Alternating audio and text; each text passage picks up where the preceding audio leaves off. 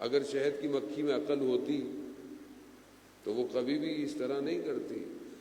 انسان کی عقل کو اتنی صلاحیت دی کہ وہ رشد کر سکتا ہے، وہ بڑھ سکتا ہے۔ پہاڑوں پہ رہنے والا انسان آج اسکائی اسکریپرز بلڈنگ میں رہ رہا ہے۔ وہ کہ جو صرف پانی کی سطح پر بھی تیر نہیں سکتا تھا، وہ آج ہزاروں میٹر سمندر کی مخلوقات کو کشف کر رہا ہے۔ اللہ نے انسان کو اس قابل بنایا، رشد دی ہے، اس کے اندر صلاحیت رکھی، اور یہ انسان اور بھی بہت آپ کے سامنے اسپیس پہ جا رہا ہے، اسپیس کو درک کر رہا ہے۔ خلا میں کتنے نظام منظومہ کہکشاں ہیں آپ کے سامنے، کتنا ٹریلین لائٹ ایئرز بجلی کی رفتار سے کتنے کہکشاں ہیں، کہاں کہاں تک، اور جائے جا رہا ہے، اختتام نہیں ہو رہا، کتنی اور چیزوں کو کشف کر رہا ہے۔ اور یہ ساری چیزیں انسان کے اندر پائی جاتی ہیں، اور انسان اور آگے جائے گا، اور آگے بڑھتا جائے گا۔ لیکن انسان جو چیز خود کر نہیں سکتا وہ اپنی ہدایت کا انتظام ہے، کیونکہ اس کی جتنی ترقی ہے وہ صرف مادے سے ہے، مادہ، میٹر، یہ جو مادہ ہے، یہ جو پوری دنیا ہے، یہ کیا ہے؟ مادہ ہے، میٹر ہے۔ یہ مادی ترقی انسان کر سکتا ہے اور کر رہا ہے، لیکن مانوی رشد کے لیے اسے اس کی ضرورت ہے جو خالق کے پاس سے آئے، کیونکہ روح کو دنیا نہیں جانتی۔ دنیا کی کوئی بھی machine, X ray machine, M R I machine روح کو ڈیٹیکٹ نہیں کر سکتی۔ دنیا کتنی ترقی کر گئی آپ کے سامنے، لیکن آج تک دنیا کو یہ نہیں سمجھ میں آیا کہ روح ماں کے پیٹ میں جاتی کیسے ہے، اور جب انسان مرتا ہے تو روح نکلتی کیسے، نہیں کر پایا۔ اس دو چیزیں، یہ بدن اور یہ روح، ان دونوں کو ملا کر جو انسان کی کشش بنتی ہے، اس کی ہدایت کے لیے پروردگار نے 1,24,000 کو بھیجا۔ انہوں نے انسان کی ظاہری زندگی کو بھی بہتر بنایا جتنا بتا سکتے تھے، لیکن حقیقتاً بدن کا کمال ضروری نہیں تھا۔ بدن ضروری ہے کیونکہ اس کا تعلق روح کے ساتھ ہے، لیکن بہت محدود ہے۔ روح یہیں رہ جائے، روح پرواز کر جائے گی، بدن یہیں رہ جائے گا۔ 70 سال، 80 سال، 100 سال۔ اب تو لوگ نہیں جیتے اتنا، پہلے بزرگ جیتے تھے، اب تو لوگ بہت جلدی جا رہے ہیں دنیا سے۔ روح بدن پر سوار ہے تھوڑے دنوں کے لیے، جیسے ہی بدن یہاں رک گیا، روح یہاں سے آگے چلی جائے گی۔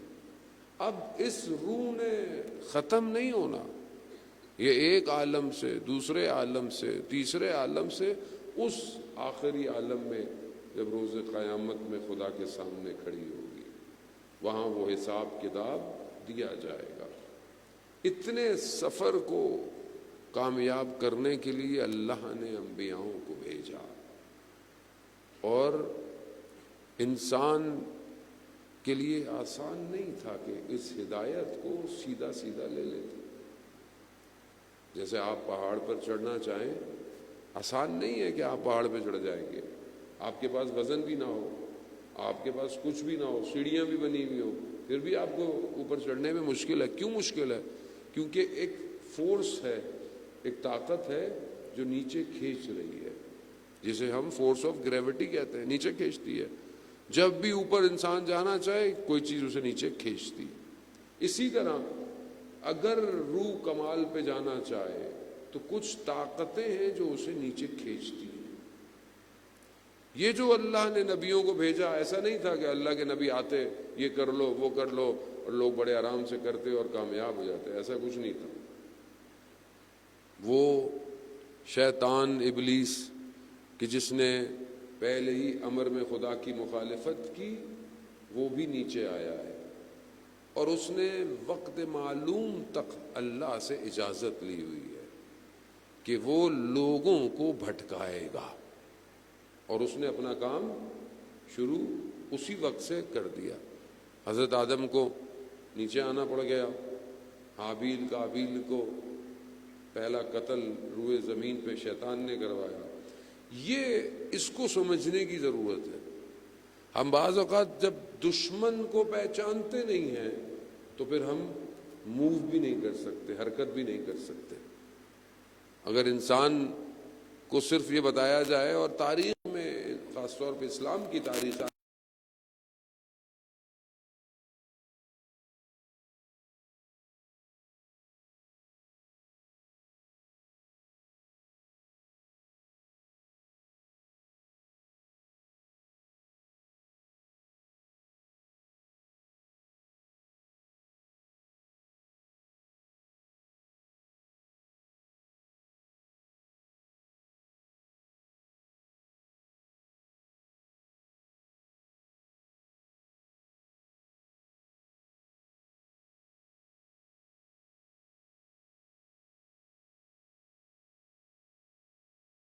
قدم کو، قیام کو سمجھنا ضروری ہے۔ کیوں امام حسین علیہ السلام نے قیام کیا، کیوں آئے؟ تو یہاں آپ جب نبیوں کی موومنٹ کو سمجھیں گے تب آپ کو پتہ چلے گا۔ تو پہلی چیز کہ جو انسان کو ورغلاتی ہے وہ حسد ہے۔ حسد، حسد انسان کو کھا جاتا ہے۔ حسد کیا ہے؟ کہ انسان سامنے والے کے اندر کچھ کمال کو دیکھے، کچھ اچھائیوں کو دیکھے، اور پھر نہ کہ اس پہ رشک کرے بلکہ اس سے حسد کرنے لگ جائے، جلنے لگ جائے، اور یہ سوچے۔ یہ بری بات نہیں ہے سوچنا کہ مطلب کسی کے پاس کوئی چیز ہے تو آپ بولیں میرے پاس بھی ہو، یہ بری بات نہیں ہے، بلکہ یہ کہ اس کے پاس کیوں ہے۔ حسد اسے کہتے ہیں۔ سب سے پہلا تکبر اور حسد جو ہے وہ ابلیس نے کیا۔ جب اللہ نے حضرت آدم کے لیے امر کیا کہ اس کو سجدہ کیا جائے، پہلا تکبر اور حسد جو تھا وہ ابلیس نے کیا، اور یہی تکبر اسے نیچے لے آیا۔ اور پھر اس نے وہی کیا کہ قابیل کو بھی یہی ورغلایا، اور قابیل نے جناب حابیل کا قتل اس لیے کیا کہ اللہ نے حابیل کی قربانی کو قبول کر لیا تھا۔ مقابلہ کہاں ہے؟ مقابلہ ولایت اور ولایت کے مقابلے میں ہے۔ اللہ نے ولایت کو جناب حابیل کی طرف دیا، لیکن دشمن جو اساسی دشمن ہے اس کو سمجھنے کی ضرورت ہے۔ بعض اوقات ہم چھوٹی چھوٹی شاخوں کو پھیلانگتے ہیں اور شاخوں ہی پہ پھیلانگتے رہتے ہیں، جڑ تک پہنچ نہیں پاتے۔ جڑ کو سمجھنے کی ضرورت ہے۔ یہ جو پورا نظام چلا آ رہا ہے یہ کیوں آ رہا ہے، کیا چیز تھی، تب کہیں جا کے ہمیں سمجھ میں آئے گا کربلا کیا ہے۔ کربلا کسی فرقے سے تعلق نہیں ہے، اس کا کربلا کسی ایک جگہ کا تعلق نہیں ہے کہ 61 ہجری میں ہوئی تھی۔ کربلا انسانیت اور بشریت کی بقا ہے، اور اس بقا تک پہنچنے کے لیے اس موومنٹ کو سمجھنا پڑے گا۔ انبیاء اسی موومنٹ کو لے کر یہاں تک پہنچے۔ جب حضرت حابیل کی قربانی کو اللہ نے قبول کر لیا، قابیل کو نہیں لگا اب کیا کرے، تو ابلیس نے کہا مار دو، مار دیا گیا۔ پہلا قتل روئے زمین۔ سلسلہ بڑھتا گیا انبیاؤں کے ساتھ۔ عزیزان محترم، حضرت نوح 950 سال اللہ کے پیغام کو پہنچاتے رہے، تھوڑے سے لوگ مومن ہوئے، تھوڑے سے۔ اتنی سختیاں، اتنا شدید کہ لوگ لہو لہان کر دیتے تھے حضرت نوح کو، مگر حضرت نوح پیچھے نہیں ہٹے۔ ہمیشہ یاد رکھے کہ جو اللہ کا نظام ہوتا ہے اسے کسی چیز کا خوف نہیں ہوتا سوائے خدا کے۔ جو دنیا کے سسٹم ہے وہ کہیں نہ کہیں خوفزدہ ہو جاتے ہیں، کیونکہ ان کے اپنے منافع ہیں، ان کے اپنے فائدے ہیں، لیکن جو اللہ کا نظام ہوتا ہے اس میں کسی چیز کا ذاتی نفع نہیں ڈھونڈا جاتا، کیونکہ جو خدا کو پہچانتا ہے وہ اس خدا کے لیے اپنے پورے وجود کو قربان کرنے کو تیار رہتا ہے۔ حضرت نوح 950 سال تبلیغ کرتے رہے۔ ہم یہاں 5 دن مجلس پڑھے، لوگ تبلیغ سنے نہیں، ہم کہتے ہیں ہم اگلے سال نہیں آئیں گے۔ 950 سال تبلیغ کرتے رہے، لہو لہان۔ بہرحال خدا کی بارگاہ میں کہا پروردگار عذاب، اللہ نے عذاب کو ٹالا کئی سال، بعض روایات کہتی ہیں 80 سال تک عذاب ٹلتا رہا کہ شاید کوئی اور ہدایت پا جائے۔ خدا رحمان ہے، خدا کو سمجھنے کی ضرورت ہے عزیزان محترم۔ آج ہماری زندگی میں سب کچھ ہے، خدا نہیں ہے۔ وہ کہ جو اپنی مخلوق سے محبت کرتا ہے، وہ جس نے یہ سب کچھ اپنی مخلوق کے لیے بنایا۔ حدیث قدسی ہے، اے بنی آدم، میں نے پوری کائنات کو تمہارے لیے خلق کیا اور تمہیں میں نے اپنے لیے خلق کیا ہے۔ یہاں وہ خدا کہ جو عذاب کو ٹال رہا ہے۔ بہرحال پھر کشتی بنائی، پانی آیا، پھر سوار ہوئے، پھر موومنٹ نکل گئی، پھر اس کے بعد پھر ایک اور نبی، پھر ایک اور نبی، اور یہ ہر جگہ یہ نظام پیرالل نبیوں کے مقابلے میں آتا رہا۔ سید الشہداء اسی نظام کے وارث ہیں، اس لیے ہم زیارت وارثہ میں بھی پڑھتے ہیں، السلام علیکہ یا وارث آدم صفت اللہ، السلام علیکہ یا وارث نوح نبی اللہ، اے نبیوں کے وارث۔ اسی لیے وہ سسٹم جو پورا چلتا آ رہا، وہی سسٹم یہاں آخری نبی تک آیا۔ وقت بہرحال آنے والے دنوں میں خدا توفیق دے کہ اس کو اور بیان کر سکوں۔ وہی پیرالل سسٹم ہے، وہی مشکلات ہیں، ایک ہی سٹرکچر ہے، نبیوں کے مقابلے میں ایک ہی طاقت ہے جو روک رہی ہے، نبیوں کے کام کو روک رہی ہے، لوگوں کو دھوکہ دے رہی ہے۔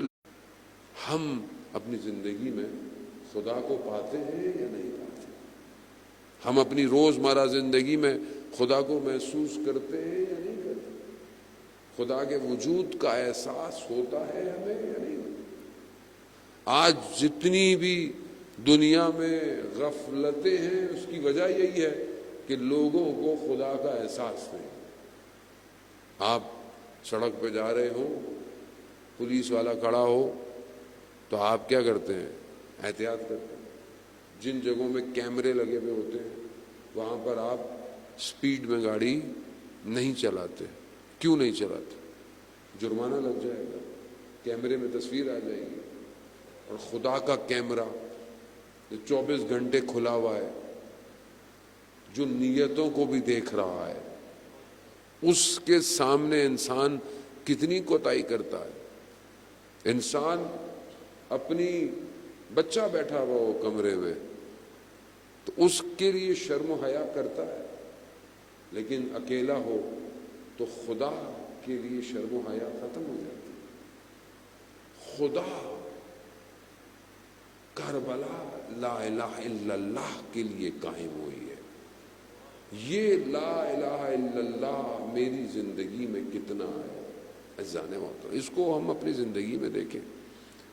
ہم نبیوں کی زندگی سے بہت کچھ ہے، قرآن تو ایسی ہدایت ہے، ہر چیز سے آپ جائیں ہدایت لیں، لیکن ہم یہ دیکھیں کہ جب تک ہم اس خدا کی معرفت نہیں کریں گے تو ہم خدا کی راہ، خدا کے ولی کو بھی نہیں پہچان سکتے۔ جن کے ہاں خدا توحید ٹھیک نہیں ہے ان کے ہاں ولی بھی مشکل میں ہے، وہ امام کو نہیں پہچانے۔ جن کے ہاں توحید صحیح ہے ان کا امام بھی صحیح ہے۔ فقد عرف نفس عرف ربہ، جس نے اپنے نفس کو پہچانا اس نے اپنے رب کو پہچانا۔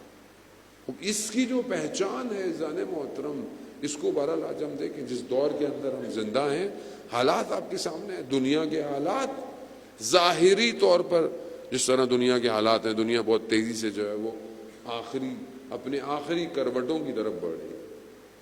دنیا کے سیاسی حالات فلسطین کے حالات، غزہ کی سچویشن اور باقی ملکوں کے اطراف میں، یہ بالکل تیزی سے ظہور کی طرف جا رہے ہیں اور قومیں غفلت کے اندر ہیں، قومیں سو رہی ہیں، ہر شخص سو رہا ہے، مسلمان حکومتیں غافل ہیں، قتل عام ہو رہا ہے، کل پرسوں بھی کتنے بچوں جو ہے وہ ایک ساتھ جو ہے وہ مارے چلے گئے، 70-80 بچوں کے بدن کے ٹکڑوں کو جب جمع کیا ہے تو 70 کلو سے زیادہ نہیں تھے، یہ ابھی 2-4 دن پرانی بات۔ قومیں کیا کر رہے ہیں؟ غافل۔ اس وقت بھی قوم غافل تھی۔ 61 ہجری میں جب یزید مسند پہ آیا، قوم امت سو رہی تھی، پوری امت سو رہی، 3 بر اعظموں پر اسلام کی حکومت تھی، مگر کسی کو کوئی احساس ہی نہیں تھا کہ یہ کیا ہوا ہے، سوائے اسے بھی پتا تھا کہ کوئی بھی کھڑا نہیں ہوگا، اسے جانتا تھا وہ لوگوں کو، کیونکہ اتنا کام ہوا امت کے اوپر 50 سال میں، وہ بھی جانتا، اسے بھی فکر تھی، تو بس چند لوگوں کی، اس میں سے بھی صرف ایک شخص سے اسے مشکل تھی، ایک شخص، اور یہی کہا اس نے جو پیغام بھجوایا مدینہ کے گورنر کو کہ حسین ابن علی کو بلاؤ، اگر بیعت نہ کرے تو سر کو تن سے جدا کر دے۔ ایک شخص سے مشکل تھی، بس ایک شخص۔ کیوں؟ کیونکہ وہ بھی جانتا تھا یہ ایک ہستی کائنات کو پلٹ سکتی ہے، یہ دشمن پہچانتا ہے۔ وہ آج بھی دنیا ویسی ہے، دنیا غفلت میں، دنیا سو رہی ہے، سارے کام چل رہے ہیں، امت مسلمہ کٹ رہی ہے، مگر کتنوں کو فکر ہے، کتنے جاگ رہے ہیں، کتنے اقدام کر رہے ہیں، کتنے کچھ کر رہے ہیں، جانے موت۔ اور وہ جو پردہ غیبت میں ہے وہ ہمارا انتظار کر رہا ہے کہ یہ بیدار ہوں گے تو میں آؤں گا، کیونکہ اب وہ نہیں آئے گا۔ لیکن ہم اس غفلت میں بھی نہ رہیں کہ ہم تیار ہوں گے، اللہ کا نظام اپنا ہے، کوئی تیار نہ ہو وہ کوئی اور امتوں کو تیار کر دے، اور لوگ تیار ہیں اس کے لیے۔ تو اذان محترم، جب تک یہ تحریکیں، جو 2 تحریکیں ہیں، یہ سمجھ میں نہ آئے، ہم اصل کربلا کو پہچان نہیں سکتے، اور وہ آنے والا جو پردہ غیبت میں ہے وہ اسی ایک تحریک کا، جو الہی تحریک ہے، اس کا اصل وارث ہے۔ اس وارث تک اس نظام کو لے کر پہنچنا ہے، لیکن اس کے لیے شرط ہے۔ دشمن 2 طریقے سے، ایک باہر سے ہے، ایک اندر سے ہے۔ ایک باہر سے حملہ کرتا ہے، سسٹم کو روکتا ہے، آپ کے سامنے دنیا، آپ کے علاقے، آپ کی ساری جگہیں، آس پاس کلچرل، فرہنگی، ثقافتی یلغار ڈالتا ہے، جوانوں کو ظاہری طور پر دنیا کے قریب کرتا ہے۔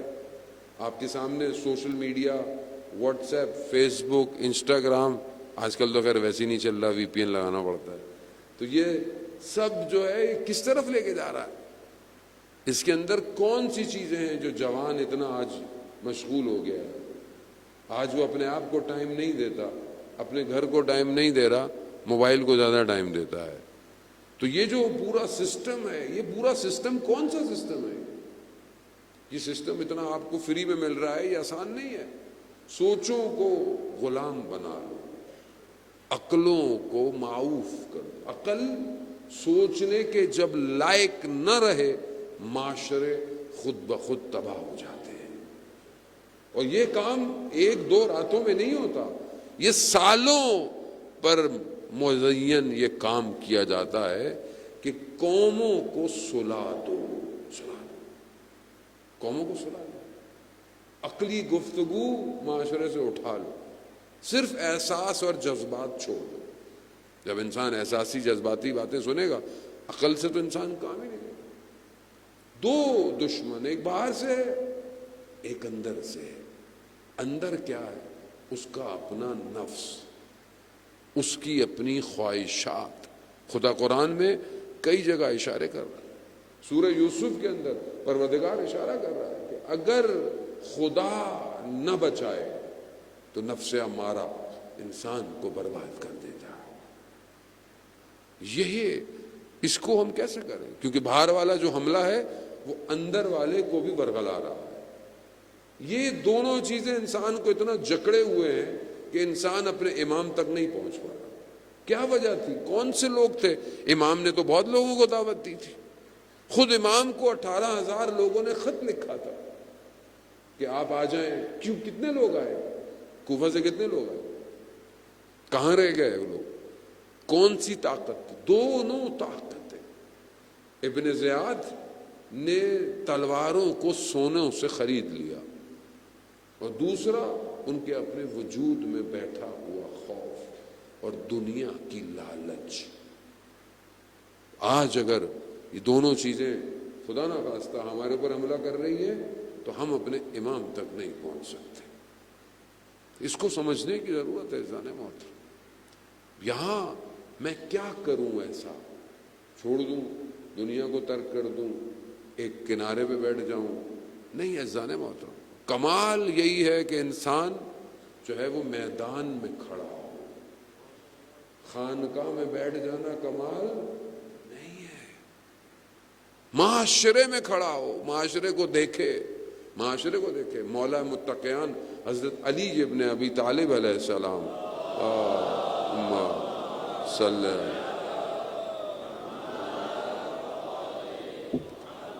امام ارشاد فرماتے ہیں خطبے میں اپنے بیٹے امام حسن مصطفیٰ علیہ السلام کو کہ بیٹا، دشمن کی جب سامنے کھڑے ہو تو اس کی آخری صفوں میں نگاہ رکھو. کیوں؟ تاکہ پاؤں تمہارے مضبوط رہیں. جب انسان آخری صف تک یعنی دور تک دیکھتا ہو، دور اندیشی رکھتا ہو، سامنے والی باتوں سے گھبرائے نہیں، سامنے والے فتنوں سے الجھے نہیں، مشکلات کو سمجھے، آخر تک جب دیکھ رہا ہے تو پھر اس کا ہدف بھی، اس کا مقصد بھی بڑا ہوتا ہے. تو ہم اپنی زندگی میں عزیزان محترم، ہماری زندگی میں ہدف کیا ہے؟ ہماری زندگی میں مقصد کیا ہے؟ ہم انسانیت کے لیے کیا سوچتے ہیں؟ ہم اپنے ملک کے لیے کیا سوچتے ہیں؟ ہم اپنے علاقے کے لیے کیا سوچتے ہیں؟ کیا ہمارے پاس پلاننگ ہے؟ ہم زندگی کیسی گزارنی چاہتے ہیں؟ بس چھوٹی سی نوکری لگ جائے، گورنمنٹ کی جاب ہو جائے، آرام سے زندگی گزر جائے، یا پھر کچھ کرنا ہے زندگی کے اندر؟ کچھ کرنے کے لیے انسان کو اپنے وجود سے باہر نکلنا پڑتا، محنت کرنی پڑتی ہے.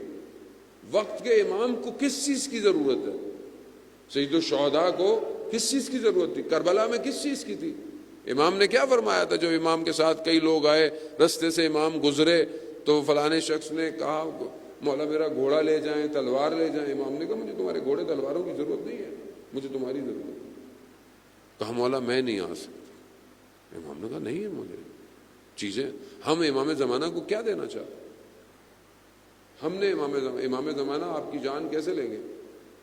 آپ بولے مولا میں حاضر ہوں، تو حاضر ہونے کے لیے کچھ صلاحیت تو پیدا کرنی پڑے گی نا. امام کو کس چیز کی ضرورت ہے؟ جب تک امام کی معرفت نہیں ہوگی آپ کو مجھے پتہ ہی نہیں چل سکتا کہ امام کو ضرورت کس چیز کی. آج کے دور میں کہ جو آرٹیفیشل انٹیلیجنس کا دور ہے، روبوٹکس کا دور ہے، دنیا جو ہے وہ ہر چیز سیکیورٹی فضاؤں اور ہواؤں سے کنٹرول کر رہی ہے، اس میں امام کو کس چیز کی ضرورت ہے؟ اب آپ بولیں گے بس میں تو مولانا صاحب ادھر کھیتی باڑی کر لوں گا امام تک. یہ بھی ضرورت ہے، بہرحال کھائیں گے نہیں تو زندہ کیسے رہیں گے. لیکن ایک طبقہ جس کا برین اتنا مضبوط ہو، جو یہاں سے بیٹھ کر فضاؤں کو کنٹرول کر سکے، امام کو اس کی ضرورت ہے. اس کی ضرورت ہے. جوان چاہیے، وہ جوان کہ جس کا ذہن کوئی حدود کو اپنے لیے معین نہ کرے، لامحدود سوچتا، جس کے لیے کوئی بھی حد اس کے لیے رکاوٹ نہ بنے. لیکن یہ جوان کا ذہن کیسے بنے گا؟ یہ جوان کیا سیکھے؟ یہ جوان کو تو الجھایا ہوا ہے، ہر چیز میں پھنسایا ہوا ہے. شارٹ کٹ چاہیے جوان کو آج کے. جبکہ امام کو جن علوم کی ضرورت ہے وہ علوم کیا ہم حاصل کر رہے ہیں کہ نہیں کر رہے؟ اس کی پلاننگ ہے یا نہیں ہے؟ ذہن موت. لیکن پہلے اس ذہن کو تو آزاد کرائیں جو پھنسا ہوا ہے، جو الجھا ہوا ہے. جو سارا دن موبائل کو دیکھتا رہتا ہے اور پھر رات بھی گزر جاتی ہے۔ عزیزان محترم، دو بنی اسرائیل کے بھائی، ایک نے اپنا سامان اٹھایا، پہاڑوں پہ چلا گیا اور عبادت کرنے لگا، عبادت کرتا رہتا تھا۔ عبادت کرتے کرتے کرامات مل گئیں اسے۔ ایک دن ایک چرواہا جو جانوروں کو چراتا تھا، نیچے سے جو اس کا بھائی جہاں رہتا تھا وہاں سے اوپر آیا، تو اس نے پوچھا بھائی کا میرے کیا حال ہے؟ کہا بھائی تمہارا؟ ہاں، اس کی بازار میں دکان ہے۔ ٹھیک۔ کہا جب واپس جانا تو میرے سے کچھ لیتے جانا۔ کہا ٹھیک ہے۔ جب جانے لگا تو اس کے بھائی نے اسے وہ چھاننی دی، جیسے آپ چائے چھانتے ہیں نا، چائے پتی رہ جاتی ہے، پانی نیچے آ جاتا ہے، چھاننی دی۔ اس چھاننی میں پانی ڈالا، پانی چھاننی میں رک گیا، نیچے نہیں گرا۔ کرامت تھی اس کی، عبادت کرتا تھا، کرامت ملی تھی۔ وہ بھی حیران ہے، وہ بھی پانی کو لے کے یوں جا رہا ہے، پانی نیچے گر ہی نہیں رہا، لے گیا اپنے نیچے، اس کو بھائی کو دیا، کہا تمہارے بھائی نے بھیجا اوپر سے۔ اس نے کہا اب تم دوبارہ کب اوپر جاؤ گے؟ کہا کل جاؤں گا۔ کہا میرے سے بھی کچھ لیتے جانا۔ دوسرے دن جب وہ آیا تو اس نے کپاس، روئی، کہ جو ذرا سا شعلہ دیکھے تو جل جائے، روئی کے اوپر اس نے دہکتے ہوئے انگارے رکھے اور وہ جلے نہیں۔ کہا کہ یہ بھائی کے پاس لے جاؤ۔ بھائی کے پاس لے، بھائی پریشان، میں یہاں عبادتیں کر کر کے تھک گیا، یہ نیچے دکان ہے اس کی اور اس کے پاس کون سی کرامت ہے؟ یہ سب اپنا سامان اٹھایا نیچے آ گیا۔ بھائی سے پوچھا یہ کیا ماجرا ہے؟ کہا وقت آنے میں بتاؤں گا۔ دونوں بھائی دکان پہ کھڑے ہیں، جس کی دکان تھی وہ کہیں چلا گیا، تو ایک گاہک، ایک کسٹمر خاتون دکان پہ آئی۔ اس نے کہا مجھے فلانی چیز چاہیے۔ وہ دینے لگا تو ہاتھ اس کا خاتون کے ہاتھ پہ لگ گیا۔ جیسے ہی ہاتھ لگا نیت بدل گئی، جیسے نیت بدلی چھاننی میں سے پانی نیچے گرنا شروع ہو گیا۔ وہ بھائی واپس آیا، کہا کہ پہاڑوں پہ بیٹھ کر نفس کو قابو کرنا آسان ہے، بازار میں کھڑا رہ کر نفس پاک رکھنا مشکل ہے۔ یہی نفس ہے۔ اب آپ بولے میں موبائل توڑ دوں، میں دکان میں نہ جاؤں، میں یونیورسٹی میں نہ پڑھوں، میں یہاں نہیں کروں، مولانا صاحب کیا کروں؟ نہیں، جو فوجی ہوتا ہے نا وہ چھاؤنی میں پریکٹس کرتا ہے، میدان میں جنگ کے پریکٹس نہیں کرتا کہ اسلحہ کیسے چلے گا۔ جب چھاؤنی میں ہوتا ہے تو ٹریننگ کرتا ہے۔ جوان کی چھاؤنی اس کی جہاں نماز ہے۔ اگر وہ جہاں نماز پر اس نے اپنے آپ کو خدا سے رابطہ مضبوط کر لیا تو وہ بازار میں بھی کھڑا ہوگا، وہ خدا کے ساتھ ہوگا، خدا کے ساتھ۔ اللہم صلی علی محمد۔ عزیزان محترم، اب یہ جوان کے جس کا ذہن دنیا کی لذتوں سے پاک ہو، یہ جوان امام زمانہ کو چاہیے۔ جو اپنی خواہشات کا قیدی نہ ہو، جسے یہ نہ پتہ چل پائے کہ حی علی الصلاۃ کی آوازیں آ رہی ہیں اور وہ خواب غفلت میں سو رہا ہو، ایسا جوان نہیں چاہیے۔ وہ جوان کہ جو روز عاشوراء اپنے امام کے لیے تیروں کو سینے میں کھا لے، وہ جوان چاہیے۔ عزیزان محترم، تو اس پہلی چیز انسان اپنے اندر کی جو مشکل ہے اس سے اپنے آپ کو آزاد کرے، اپنے آپ کو۔ اسی لیے عقل کو جو چیزیں زائل کر دیتی ہیں، عقل کیوں مہم ہے عزیزان محترم؟ معاشرے میں عقلانی گفتگو کم ہو گئی ہے۔ میں یہ نہیں کہتا کہ آپ کے پاس نہیں ہوتی ہوگی، ہوتی ہوگی۔ عقل رشد دیتی ہے انسان کو۔ عقل دوسرا رسول ہے۔ ایک رسول وہ ہے جسے خدا بھیجتا ہے۔ رسول کس کو کہتے ہیں؟ جو پیغام لے کر آیا، جو میسنجر ہے طرف سے، اسے رسول کہتے ہیں۔ ایک رسول انسان کی اپنی عقل ہے جو اس کو بتاتی ہے یہ اچھا ہے یہ برا ہے. اگر یہ نہ ہو تو انسان تحلیل نہیں کر سکتا، یہ نہ ہو تو اچھے برے کی. لیکن یہ ذہن، یہ عقل یہ تو بتاتی ہے کہ یہ کھانا اچھا ہے یہ کھانا برا ہے. یہ عقل یہ تو بتاتی ہے کہ یہ لباس صحیح ہے یہ لباس خراب ہے. لیکن دین کے معاملے میں یہ عقل سو جاتی ہے. دین کہاں سے لینا ہے، دین کیسا ہونا چاہیے، دین پہ عمل کیسے کرنا ہے، یہاں یہ عقل کام نہیں کرتی. جبکہ یہیں پر اس عقل کو رشد کرنا ہے. آپ دیکھیں کہ ہماری جو کتاب ہے، 4 کتابیں جو ہماری سب سے زیادہ امپورٹنٹ ہیں، اس میں جو بہت امپورٹنٹ کتاب ہے اصول کافی ہے. اصول کافی کے اندر جو ہے وہ حدیث بیان ہوئی ہے امام جعفر صادق علیہ الصلوۃ والسلام. صلی محمد. امام جعفر صادق علیہ السلام بیان کرتے ہیں بنی اسرائیل کے ایک عابد کا واقعہ. عابد کون؟ جو عبادتیں کرتا ہے. ایک ملائکہ ہے اس کا گزر ہوا، دیکھا ایک عابد عبادت کر رہا ہے. کہاں عبادت کر رہا ہے؟ ایک جزیرہ ہے، ہریالی ہے، سبزہ ہے، پانی ہے. جیسے ابھی میں آتے ہیں رستے میں بہت اچھی جگہ ہو، پہاڑ ہوں، درخت ہوں، نہریں بہہ رہی ہوں، کہ ایسی جگہ پر عابد عبادت کر رہا ہے. اس نے کہا پروردگار اس عابد کو